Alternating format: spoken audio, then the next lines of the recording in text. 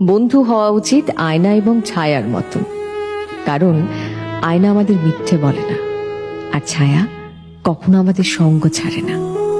ঠিক তেমনি একজন ভালো বন্ধু আয়নার মতন স্বচ্ছ হয়, যে সবসময় আমাকে সত্যিটাই বলবে।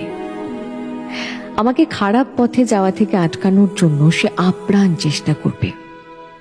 আমি কি মনে করব এই কথার তোয়াক্কা না করে সেই সমস্ত অপ্রীতিকর কথা সে বলতে রাজি, যেটা বললে হয়তো আমার ভালো হতে পারে।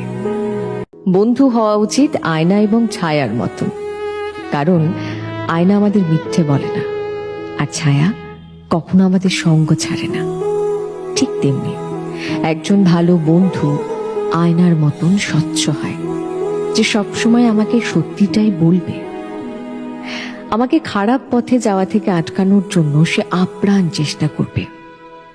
আমি কি মনে করব এই কথার তোয়াক্কা না করে সেই সমস্ত অপ্রীতিকর কথা সে বলতে রাজি, যেটা বললে হয়তো আমার ভালো হতে পারে।